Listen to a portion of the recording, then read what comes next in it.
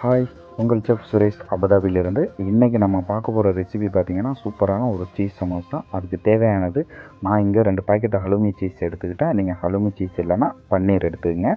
அதை நான் நல்லா கிரேட்டரில் வச்சு கிரேட் பண்ணிக்கிட்டேன். அது கூட மொசரல்லா சீஸ் நான் எடுத்துக்கிறேன். திரும்ப ஃபெட்டா சீஸ் நான் எடுத்துக்கிறேன். ஓகேங்களா? இது கூட நான் ஒரு 2 எக்கு ஆட் பண்ணிக்கிறேன். 2 எக்கு ஆட் பண்ணிவிட்டு பார்சலி இருந்தால் பார்சலி ஆட் பண்ணிங்க. பார்சலி இல்லாத நீங்கள் கொத்தமல்லி ஆட் பண்ணிங்க. நம்ம ஊரில் கொத்தமல்லி கிடையாது, கொத்தமல்லி ஆட் பண்ணிங்க.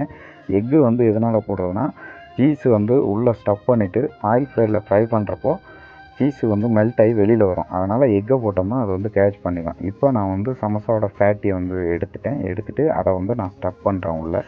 இப்போ அந்த சமோசான்னு பார்த்தீங்கன்னா இதோட வரலாறுன்னு பார்க்குறப்போ ஃபஸ்ட்டு 11th செஞ்சுரியில் பரிசா ஈரானில் தாங்க இது ட்ராவல் பண்ணுறப்போ யூஸ் பண்ணியிருந்துருக்காங்க.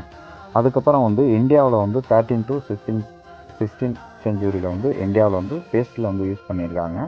அது ஒவ்வொரு ஸ்டேட்டில் ஒரு மாதிரியாக யூஸ் பண்ண ஆரம்பிச்சிருக்காங்க. பொட்டேட்டோ வச்சு, நட்ஸு வச்சு, மீட் வச்சு, ஸ்டப்பிங் வெவ்வேறு மாதிரியாக ஸ்பைஸ் வச்சு யூஸ் பண்ண ஆரம்பிச்சிருக்காங்க.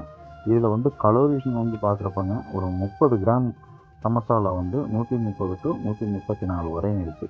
ஒரு 40 கிராம் உள்ள சமோசாவில் மீடியம் சமோசா 40 கிராம் உள்ள சமோசாவில் 174லேருந்து 178 வரை இருக்குது. இப்போ சமோசா சூப்பராக ரெடி ஆகிடுச்சு. ஆயிலில் ஃப்ரை பண்ணி எடுத்தாச்சு. இப்போ ட்ரெஸ்ஸிங் போட்டு கொடுக்க போகிறோம். வீடியோ பிடிச்சிருந்தா லைக் பண்ணுங்கள், சப்ஸ்கிரைப் பண்ணுங்கள், கமெண்ட் பண்ணுங்கள் மறந்துடாமல். ஓகேங்களா? இப்போ சூப்பரான ஒரு ஸ்நாக்ஸ் சமோசா ரெடி ஆகிடுச்சு.